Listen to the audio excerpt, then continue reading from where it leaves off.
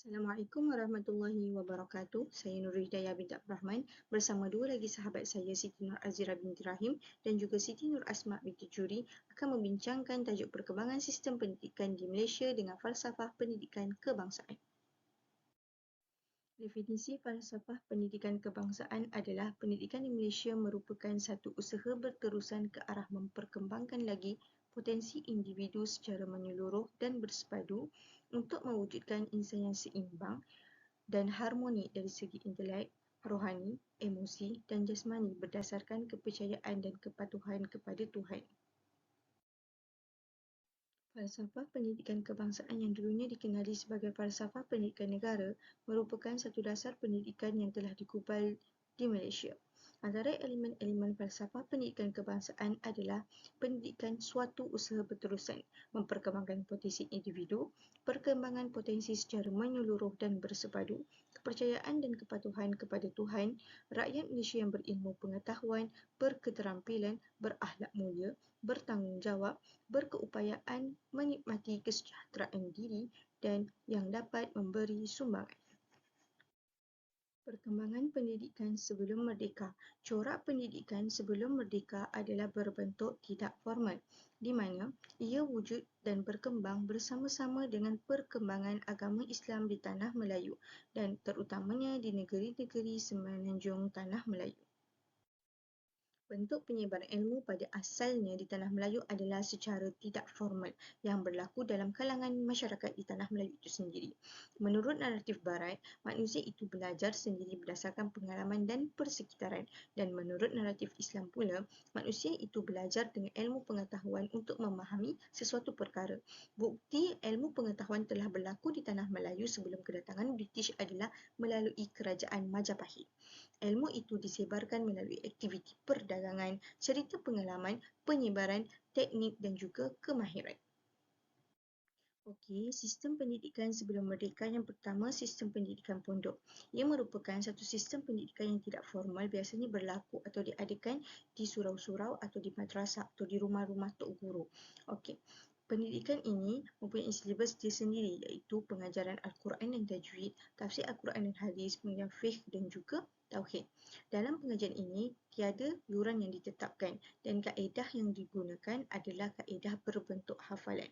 Jadinya, hubung kait yang kita dapat lakukan dengan falsafah pendidikan kebangsaan adalah penekanan ilmu agama itu sendiri, iaitu ilmu Al-Quran dan Tajwid tadi yang boleh mengembangkan unsur kerohanian dalam diri rakyat, iaitu unsur kepatuhan rakyat kepada Tuhan.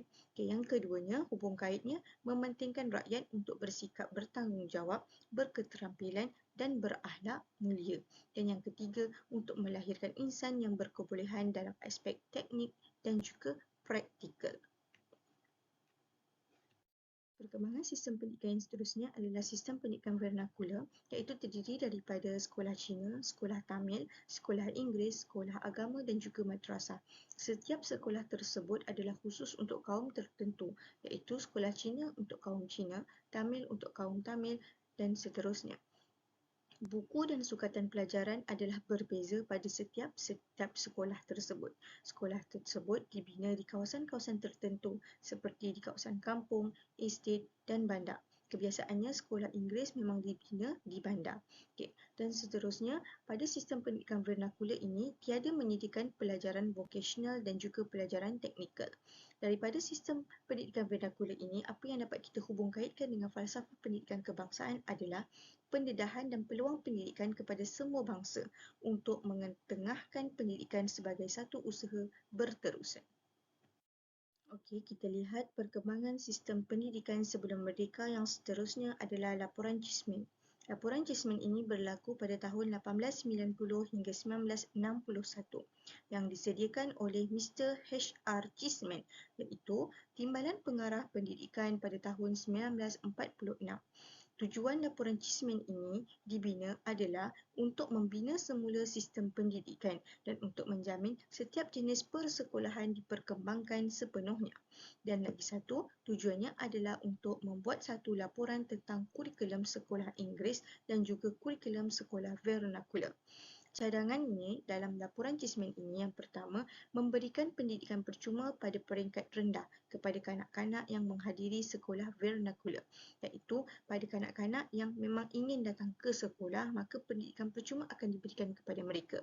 Yang kedua, memasukkan mata pelajaran sains dalam sukatan pelajaran. Dan yang ketiga, pelajar sekolah rendah diberi peluang untuk belajar bahasa Inggeris. Dan yang keempat, sekolah menengah terdiri daripada dua jenis sekolah. Dan yang kelima, pendidikan vokasional hendaklah dilaksanakan sepenuhnya. Bagaimana yang kita tengok sebelum ini, pendidikan vokasional tidak diketengahkan. Maksudnya pada sistem pendidikan vernakular, tiada pendedahan pendidikan vokasional. Dan pada laporan cismen ini, dia mewujudkan pendidikan vokasional secara sepenuhnya. Baiklah, kita lihat apa hubung kaitnya dengan falsafah pendidikan kebangsaan. Yang pertama adalah untuk perkembangan diri secara menyeluruh dan bersepadu, dan yang kedua adalah untuk melahirkan rakyat yang berpengetahuan. Baiklah, mari kita lihat perkembangan pendidikan sebelum merdeka yang seterusnya adalah laporan Barnes. Okey, laporan Barnes ini berlaku pada tahun 1950 dan diketuai oleh L.J. Barnes. Tujuan laporan Barnes ini adalah untuk menyelidik dan membaiki pendidikan orang Melayu. Cadangannya dalam laporan Barnes ini adalah yang pertama, matlamat pendidikan adalah ke arah membentuk satu rupa bangsa berasaskan kaum. Yang kedua, menubuhkan sekolah-sekolah dua bahasa, iaitu sekolah bahasa Melayu dan juga sekolah bahasa Inggeris. Sekolah bahasa Inggeris dan sekolah bahasa Melayu tadi sebagai bahasa pengantar. Dan yang ketiga, pembinaan sekolah vokasional yang moden. Ini adalah perkembangan daripada laporan cismen yang sebelumnya hanya mewujudkan sekolah vokasional secara menyeluruh, dan pada laporan Barnes ini dia memperbaiki iaitu sekolah vokasional tadi kepada sekolah vokasional yang moden. Dan seterusnya, kurikulum pada laporan Barnes ini, kurikulum pada peringkat sekolah dengan menekankan mata pelajaran sains, seni perusahaan dan sains rumah tangga. Dan juga cadangan yang kelima adalah sekolah vernakular ini dibubarkan dan digantikan dengan sekolah kebangsaan. Baiklah, kita lihat hubung kaitnya dengan falsafah pendidikan kebangsaan yang dapat dirumuskan di sini ada dua, iaitu yang pertama, meningkatkan mutu pendidikan di sekolah-sekolah di tanah Melayu. Meningkatkan mutu pendidikan tu maksudnya pendidikan berterusan lah. Okay, yang kedua adalah melahirkan bangsa yang berilmu pengetahuan dan perkembangan potensi individu yang seimbang dan harmoni dari segi jasmani, emosi, intelek, rohani dan juga sosial. Seterusnya, laporan Fan Wu, iaitu pada tahun 1951 oleh Dr. Fan dan juga Prof. Dr. Wu Tehya. Okey, tujuan laporan Fan Wu ini adalah untuk menyemak semula laporan Barnes dan pandangan masyarakat Cina yang menganggap laporan itu untuk menghapus bahasa dan tradisi orang Cina. Pada laporan Barnes tadi, dia mengetengahkan pendidikan kepada orang Melayu dan juga sekolah Inggeris kan. Jadinya, laporan Fan Wu ini adalah daripada pandangan masyarakat Cina yang menganggap bahawa laporan Barnes tu tadi seakan-akan menghapuskan bahasa dan tradisi orang Cina. Jadinya cadangannya dalam laporan Fan Wu ini adalah orang Cina diberi peluang untuk membentuk kebudayaan negara walaupun bahasa Melayu sebagai bahasa rasmi dan bahasa Inggeris sebagai bahasa antarabangsa. Dan yang kedua, bantuan keuangan untuk sekolah Cina ditambah. Yang ketiga, buku teks sekolah Cina disemak dan dimasukkan unsur masyarakat tempatan. Yang keempat, dasar pendidikan negara hendaklah ke arah matlamat untuk membentuk kewarganegaraan. Dan yang seterusnya, sekolah hendaklah membentuk kanak-kanak ke arah kehidupan berdasarkan latar belakang kehidupan masyarakat. Okey, hubung kait yang kita dapat lakukan pada laporan Fan Wu ini adalah yang pertama, berkeupayaan untuk mencapai kesejahteraan diri. Dan yang kedua, untuk melahirkan insan yang seimbang dan harmoni dari segi jasmani, emosi, rohani, intelek dan juga sosial. Dalam perkembangan sistem pendidikan sebelum mereka, yang terakhir adalah Ordinan Pelajaran yang berlaku pada tahun 1952 oleh Kerajaan British di Tanah Melayu. Tujuan Ordinan Pelajaran adalah untuk mengkaji semula laporan Barnes dan juga laporan Fan Wu. Dan cadangan dalam Ordinan Pelajaran adalah yang pertama, penubuhan dua jenis sistem persekolahan. Yang kedua, pelajaran bahasa Cina dan bahasa Tamil akan disediakan jika terdapat 15 orang murid yang ingin belajar. Yang ketiga, bahasa Melayu adalah wajib di sekolah Inggeris dan bahasa Inggeris adalah wajib di sekolah Melayu. Jadinya apa yang kita dapat hubung kaitkan dengan falsafah pendidikan kebangsaan daripada Ordinan Pelajaran ini adalah dengan melahirkan rakyat yang berilmu pengetahuan. Assalamualaikum warahmatullahi wabarakatuh. Saya Azira dan akan meneruskan pembentangan berkaitan dengan pendidikan sebelum kemerdekaan dan pendidikan selepas kemerdekaan. Baiklah, di slide ini telah pun ditunjukkan imbasan perkembangan yang berlaku berkaitan dengan pendidikan di Malaysia. Telah pun berlaku beberapa era. Yang pertama adalah era masyarakat Melayu tradisi. Pada waktu ini, pendidikan dijalankan secara tidak formal, iaitu berlaku di dalam masjid. Pendidikan itu berlaku di pondok, di sekolah-sekolah kecil. Tidak dispesifikkan dalam satu bangunan yang dinamakan sekolah. Kemudian lebih kepada penerapan budaya, penerapan adat, agama dan juga kedaulatan. Seterusnya datang pula era penjajahan. Pada waktu ini, pendidikan telah pun dipecah-pecahkan. Kemudian berlaku penghakisan budaya dan tercetusnya vernacular. Pendidikan untuk mengekalkan kuasa penjajah. Pada ambang kemerdekaan pula, pendidikan ini sudah pun dijadikan sebagai satu kesedaran untuk penyatuan dan juga untuk mencapai kemerdekaan negara daripada dijajah. Kemudian pada era pasca merdeka, pendidikan mula disebarluaskan menjadi sebagai satu perpaduan dan juga menjadi satu tenaga kerja dan pembangunan negara. Ini pula adalah berlaku selepas pada negara Malaysia mendapat kemerdekaan. Ordinan pelajaran digubal berdasarkan laporan Razak yang mengutamakan perpaduan dan menjadi teras kepada dasar pendidikan kebangsaan. Pada tahun 1959 juga, sebuah JK penyimak pelajaran telah pun ditubuhkan dan dipengerusikan oleh YB Encik Abdul Rahman Talib. Pada waktu itu, beliau merupakan Menteri Pelajaran Malaya. Kemudian laporan Razak dikaji semula atas beberapa kelemahan. Laporan kelemahan yang dilakukan oleh JK Rahman Talib pada waktu itu. Laporan JK ini telah pun menjadi asas kepada pengubalan laporan Rahman Talib. Pada waktu ini juga berlaku perubahan pada sekolah pelajaran lanjut ditubuhkan untuk menampung murid-murid yang gagal ke sekolah menengah akademik ataupun yang gagal ke sekolah lanjutan kampung. Pada waktu ini juga tercetus dan diwujudkan sekolah menengah kebangsaan dan juga sekolah menengah jenis kebangsaan. Dan penghantar peperiksaan hanya bahasa Melayu dan dalam bahasa Inggeris sahaja. Kemudian, sistem pendidikan aneka jurusan mula diperkenalkan. Peperiksaan untuk masuk sekolah menengah telah pun dimasukkan dan ditubuhkan pula pusat latihan daerah. Ditubuhkan untuk melatih guru-guru. Kemudian laporan Rahmat Talib tadi telah pun diluluskan di Parlimen dan diwartakan sebagai akta pelajaran. Jadi sejak pewartaan akta itu tadi, perkembangan pendidikan negara seterusnya berdasarkan polisi akta pelajaran yang telah pun digubal. Kemudian akta pelajaran tadi diasaskan dari Penyata Razak dan juga laporan Rahmat Talib pada tahun 1960 tadi yang menekankan tentang perpaduan negara dan juga penghasilan tenaga rakyat. Ini juga berlaku pada selepas kemerdekaan. Ada terdapat sekolah menengah teknik dan juga sekolah menengah vocational telah pun mula diperkenalkan. Kemudian telah pun ditubuhkan sebuah politeknik di Ipoh. Waktu ini juga Sabah dan Sarawak sudah pun mula menggunakan bahasa Melayu sebagai bahasa penghantar dalam pembelajaran. Berlaku juga perubahan pada peperiksaan. Peperiksaan juga mula dikelolakan oleh Lembaga Peperiksaan Malaysia. Maksudnya dah ada yang khusus untuk mengelola bahagian peperiksaan dan diselaraskan. Kemudian Akta Bahasa Kebangsaan diluluskan 3 Mac 1967 dengan menetapkan bahasa Malaysia sebagai bahasa rasmi tunggal dalam pelbagai urusan rasmi kecuali yang diperkenankan oleh YDPA kita. Baiklah, apakah kesan dia pada Akta Bahasa Kebangsaan ini? Kesan dia yang pertama adalah semua mata pelajaran diajar dalam bahasa Melayu. Pendidikan Islam diajar dalam bahasa Melayu, sains diajar dalam bahasa Melayu dan sebagainya. Kemudian semua sekolah rendah jenis kebangsaan ditukar kepada sekolah rendah kebangsaan. Untuk sekolah menengah juga macam tu. Sekolah menengah jenis kebangsaan ditukar kepada sekolah menengah kebangsaan. Okey.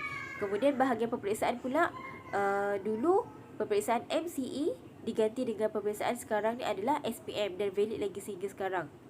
Dan bahagian peperiksaan HCE diganti dengan peperiksaan STPM. Okey. Kemudian kuliah di maktab perguruan dikenali sebagai PM. Dan peperiksaan LCE diganti dengan peperiksaan PMR. Tapi sekarang pun peperiksaan PMR telah pun dimasukkan dan secara berterusan membuat pentaksiran dalam bilik darjah. Okey, ini adalah zaman dasar ekonomi baru selepas merdeka. Perubahan yang berlaku adalah kepada sistem pendidikan ni akibat daripada konflik perkauman yang berlaku pada tahun 1969 dan bertujuan untuk elakkan daripada berlaku konflik tu lagi, konflik perkauman tu. Jadi inilah salah satu cara untuk kita memupuk semula perpaduan di antara setiap kaum. Okey, pendidikan ini juga bertujuan untuk kurangkan jurang peluang pendidikan dan peluang untuk dapat pekerjaan antara kaum.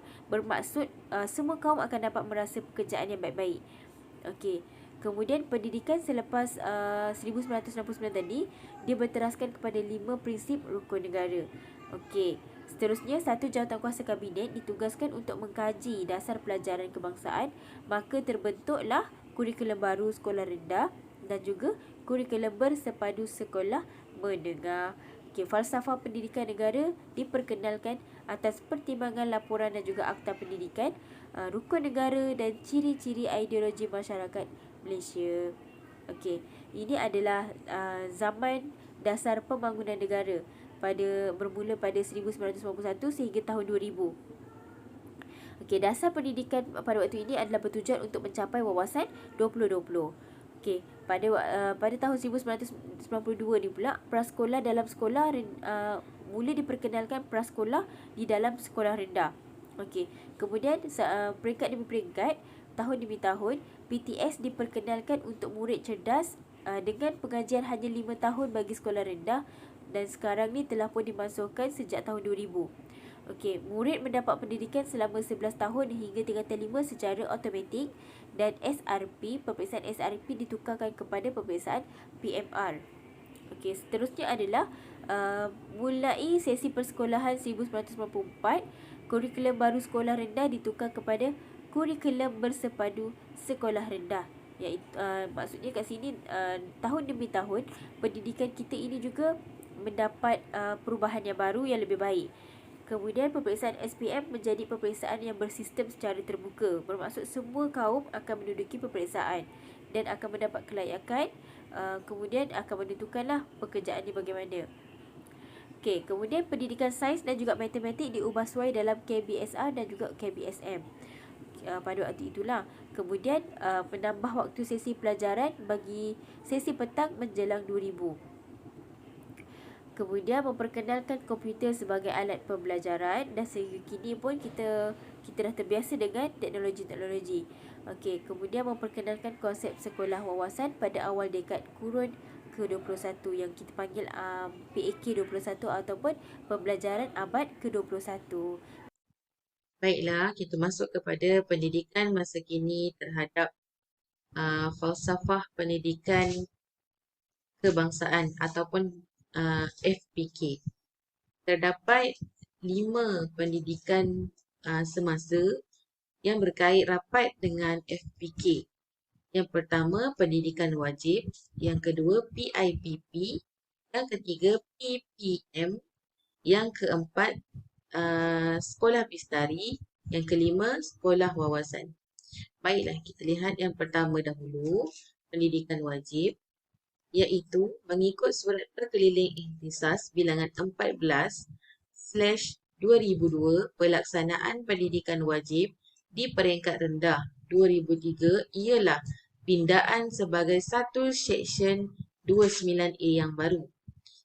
Seksyen 29A menjelaskan semua ibu bapa warga negara Malaysia wajib mendaftarkan anak setelah umur anak mencapai 6 tahun pada hari pertama bulan Januari dalam tahun persekolahan. Seterusnya, menjadi murid di sekolah rendah sepanjang tempoh pendidikan wajib. Pelaksanaan pendidikan wajib ini berkuat kuasa bermula pada 1 hari bulan Januari 2003. Seterusnya, kita lihat kepada hubung kait pendidikan wajib dengan FPK, iaitu Falsafah Pendidikan Kebangsaan. Yang pertama, semua kaum mendapat peluang pendidikan dengan kesamarataan. Yang kedua, hak asasi kanak-kanak terpelihara. Yang ketiga, mengurangkan masalah bilangan murid ceceh dan buta huruf pada masa hadapan. Baiklah, kita masuk yang kedua. Pelan Induk Pembangunan Pendidikan tahun 2006 sehingga 2010. Misi PIPP, iaitu merintis pembaharuan satu misi nasional. Matlamatnya pula menghasilkan pendidikan berkualiti untuk semua menerusi penyediaan peluang pendidikan yang adil dan memberi perhatian yang khusus ke atas sekolah yang mencapai tahap kecemerlangan ke tahap yang tinggi. Zaini Abdullah 2021. Terdapat 6 teras strategik Pelan Induk Pembangunan Pendidikan 2006 sehingga 2010. Yang pertama, membina negara bangsa. Membina negara bangsa bermaksud melahirkan warga negara dengan ciri-ciri global, patriotik dan cintakan negara melalui perancangan dan peningkatan aktiviti kurikulum serta program integrasi murid untuk perpaduan dalam semua jenis dan tahap sekolah. Selain itu, memperkasakan bahasa kebangsaan melalui mempergiatkan aktiviti kebahasan, kesusasteraan, pengkaryaan dan penerbitan serta menganjur Bulan Bahasa dan Sastera Negara. Teras strategik yang kedua, iaitu membangunkan model insan, iaitu meningkatkan keupayaan dan minat pelajar agar mendorongkan mereka berusaha menguasai ilmu dan kemahiran berlandaskan kemahiran berfikir secara kritis dan kreatif melalui program pelestarian sekolah. Selain itu, teras strategik ini dapat memupuk pelajar supaya memiliki kemahiran khasnya ICT dan keterampilan melalui memantapkan program pelestarian sekolah, program amalan kebersihan sekolah dan kerja amal serta menganjur ceramah, seminar, motivasi dan bengkel bertemakan pembangunan insan dan memupuk pelajar mengamalkan budaya kerja berpasukan dan pembinaan sahsiah murni. Poin yang ketiga, memperkasakan sekolah kebangsaan, iaitu meningkatkan kecemerlangan SK dengan memperuntukkan pemimpin dan guru cekap, terlatih dan berkualiti. Selain itu, menambah guru pelbagai kaum yang berkualiti selain memperluas program persiswazahan guru besar. Selain itu juga, kita dapat melengkapkan infrastruktur berkualiti khasnya prasarana ICT. Seterusnya, kita lihat kepada teras strategik PIPP yang keempat. Teras strategik yang keempat iaitu merapatkan jurang pendidikan di luar bandar, iaitu mengurangkan kadar keciciran sekolah dengan menguatkuasakan pendidikan wajib. Selain itu, mewajibkan guru-guru yang baru berkhidmat di pendalaman. Yang terakhir, memperluaskan pendidikan vokasional di sekolah menengah harian. Seterusnya, teras strategi yang kelima iaitu memartabatkan profesion keguruan. Maksudnya di sini, memantapkan sistem pemilihan bakal guru melalui ujian pemilihan calon guru Malaysia iaitu MTES, temuduga dan ujian bahasa Inggeris. Selain itu juga, menambah bilangan guru pakar. Ini kerana dapat mempercepatkan kenaikan pangkat untuk guru yang layak. Selain itu, mewujudkan juga guru besar cemerlang Digi 41. Seterusnya, kita masuk kepada poin yang seterusnya. Yang terakhir, melonjakkan kecemerlangan di institut pendidikan. Maksudnya di sini ialah mengenal pasti, menawar dan memilih sekolah cemerlang dalam prestasi akademik dan kurikulum untuk menjadi pusat kecemerlangan dalam sekolah kluster. Selain itu, memilih guru besar ataupun pengetua dan guru-guru yang terbaik serta jurulatih yang berkemahiran tinggi untuk berkhidmat di sekolah kluster.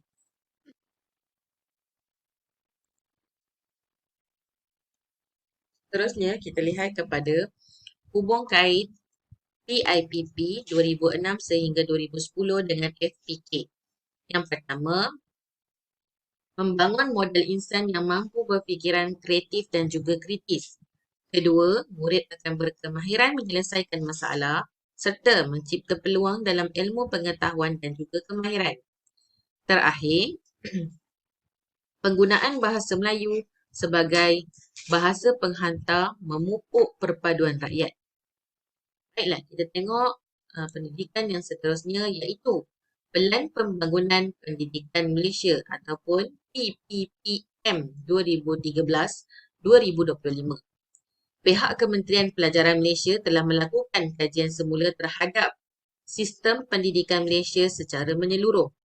PPPM juga merupakan salah satu usaha kerajaan untuk melonjakkan sistem pendidikan di Malaysia ke dalam kelompok negara yang mempunyai sistem pendidikan yang terbaik di dunia. Baiklah, objektif bagi PPPM adalah pertama, memahami prestasi dan cabaran semasa dalam sistem pendidikan di Malaysia dengan memberi tumpuan akses kepada pendidikan, meningkatkan standard ataupun kualiti, merapatkan jurang dan mengukuhkan perpaduan dalam kalangan murid. Kedua, mewujudkan visi yang jelas untuk setiap murid dan sistem pendidikan secara keseluruhan bagi tempoh 13 tahun. Ketiga, transformasi sistem pendidikan yang komprehensif merangkumi perubahan penting dalam kementerian bagi memenuhi permintaan baharu. Baiklah, kita masuk kepada hubung kait PPM dengan FPK. Yang pertama, dapat mengembangkan serta membangunkan potensi murid secara menyeluruh. Kedua, setiap murid berpeluang melibatkan diri dalam pelbagai tugasan. Ketiga, kemenjadian murid berdasarkan pendidikan secara berterusan sama ada formal atau tidak formal. Seterusnya, kita masuk kepada sekolah Bistari. Penubuhan Sekolah Bistari ialah salah satu projek daripada 7 flagship applications dalam koridor raya multimedia iaitu Multimedia Super Corridor MSC yang penubuhannya telah isytiharkan oleh YAB Perdana Menteri pada Ogos 1995. Menurut Mok Sun Sang, objektif utama sekolah Bistari ini adalah melatih murid supaya pandai dalam menggunakan teknologi terkini dalam aktiviti pembelajaran. Matlamat sekolah Bistari ini pula menjadikan Malaysia sebagai pusat kecemerlangan pendidikan bertaraf dunia. Hubung kait bagi sekolah Bistari ataupun Smart School dengan FPK adalah pelaksanaan pengajaran dan pembelajaran kurikulum menggunakan kemudahan teknologi yang terkini. Kedua, mampu memperkembangkan kebolehan murid ataupun potensi murid dalam aspek melibatkan intelek, rohani, emosi dan jasmani. Ini adalah sebagai contoh ataupun lampiran sekolah Bistari yang ada di Malaysia. Seterusnya, kita masuk kepada sekolah wawasan. Pengwujudan sekolah wawasan dicetuskan oleh Perdana Menteri yang bertujuan untuk mencapai matlamat iaitu menyatukan etnik di Malaysia. Sekolah wawasan tidak akan menghapuskan identiti SRJK, iaitu sekolah rendah jenis kerajaan. Tetapi sekolah wawasan adalah gabungan ketiga-tiga sekolah rendah itu iaitu sekolah rendah kebangsaan, kemudian sekolah rendah jenis kebangsaan Cina dan sekolah rendah jenis kebangsaan Tamil dalam satu kawasan menurut Prof. Makya Dr. Azizi Yahya Amir Hamzah Abdul Sanif bin Saf'at. Kemudian, konsep sekolah wawasan harus dilihat dari konteks dan perspektif yang positif, iaitu mewujudkan suasana iaitu mewujudkan sebuah bangsa Malaysia yang bersatu padu dan bukannya bertujuan untuk menghapuskan identiti sesuatu kaum serta menghilangkan entiti sekolah rendah jenis kebangsaan. Baiklah, kita lihat kepada hubung kait sekolah wawasan dengan FPK. Yang pertama, memupuk semangat integrasi antara pelajar dari pelbagai aliran. Kedua, melahirkan generasi yang mempunyai semangat toleransi. Ketiga, murid digalakkan berkongsi kemudahan seperti padang, kantin, gelanggang permainan dan lain-lain. Ini adalah sebagai lampiran. Sekolah wawasan ini ada di USD 15 iaitu di Subang Jaya. Ini pun sama. Baiklah, kita boleh menonton video, sedikit video yang menunjukkan kawasan sekolah wawasan yang ada di USJ 15.